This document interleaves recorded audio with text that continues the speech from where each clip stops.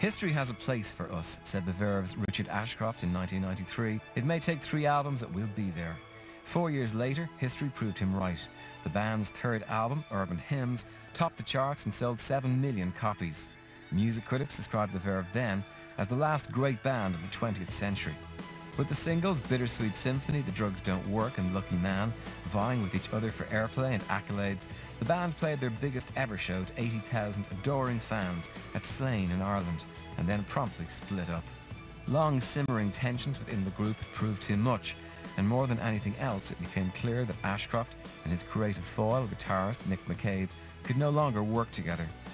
Having taken 3 albums developing his songwriting within the band to world-class status, Ashcroft was faced with the uncertainty of a solo career, once again avowing that it might take 3 albums, but history would have a place for his solo work also. So far, it's been very unwise to bet against him. First thing that got me interested in music, I think it was at school. Just the start of comprehensive school. An older friend got into the Smiths, and I remember just getting this, I think it was Hatful of Hollow, and I'm playing How Soon Is Now on the headphones, just getting into that teen sort of angst period. I remember that Johnny Marr's guitar, and that probably was a defining moment for me. Wondering why this music was having such an effect on me, you know. I think most people, I was born in '71, so there was a couple of beats in my mum's record collection. It was Revolver, The Carpenters, and bizarre Pink Floyd, The Final Cut, which I never understood. Why was that one in there? And Black Explosion, which was a soul compilation. So melody and music and stuff were always in the house, but a deeper feeling for music came in my sort of early teens. And when I actually thought, yeah, I'm going to be a musician, was about 15, 16, and it is the cliche, it's the no band yet, can't play chords, and I did, you know, telling the careers advisor that music is my future. You know, well, what's the band called? I don't know. You know, can you play? No. Have you got any songs? No. Have you got any ideas? No. But that's what I'm going to do. The Verve started life in Wigan in the mid-80s, when Ashcroft, then an aspiring footballer, hooked up with musical friends Nick McCabe, Simon Jones, Simon Tong and Pete Salisbury. I knew Pete and Cy Tong from school. We met Nick McCabe at college. We were already in a band before we met Nick, but I just heard his guitars. I heard his actual guitars coming from a room with the door closed. I didn't know what he looked like, and just waited for whoever was making that noise to come out and say, I want to be in a band with you. And then brought in my friends, and brought in Pete. Pete used to play drums for the school band, kind of, you know, it was one of those.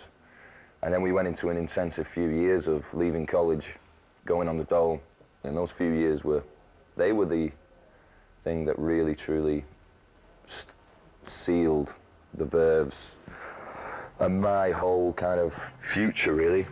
The Verve's early days were spent in the post-Manchester era, when once again it was grim up north. The sole interest in what they were doing came from Hut Records' David Boyd.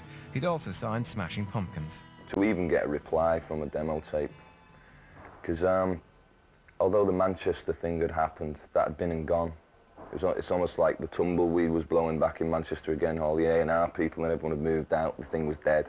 So the North again started feeling isolated. So you're sending your tapes off, and even a positive reply was like a buzz. You know, it felt like you were sending these things off into infinity, and the concept of it coming back was just. So the first time we got a positive, it was incredible.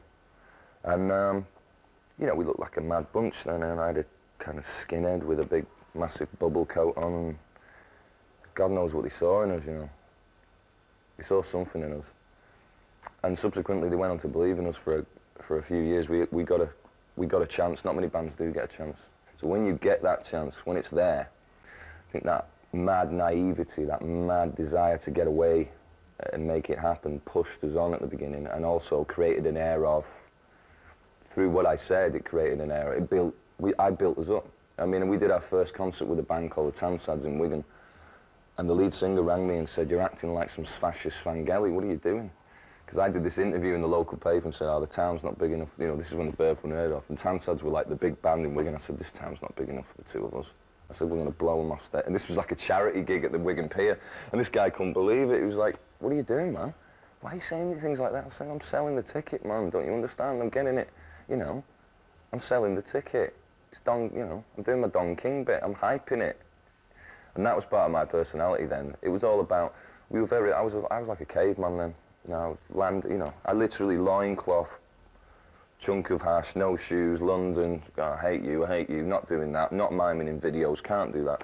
You know, we were difficult people to work with. Our first video, we couldn't mime. We just couldn't do it.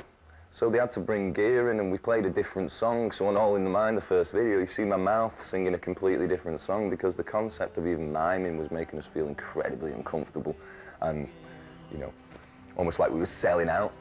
Now the drugs don't work. The early Verve were fueled more by obsessive self-belief than obvious talent, but their second album, A Northern Soul, had 2 songs, On Your Own and History, that began to showcase Ashcroft's emerging songwriting talent. On the first album I wrote See You in the Next One, totally on my own. The rest of the material we often wrote in jams, and I think the reason I went on to write songs is because I was an arranger without knowing it.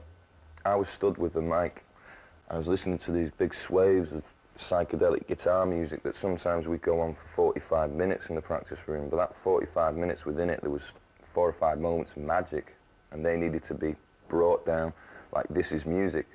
I came back and heard This Is Music. It was like a 35-minute piece. It was funkadelic, Jimi Hendrix. It was an incredible piece, but there was a chance there to bring it together and make it into an explosive song. And that's what I started doing. I started helping arrange this music, and then I'd put the melody and the lyric over the top, which, without me knowing it, gave me a bit of knowledge for later on.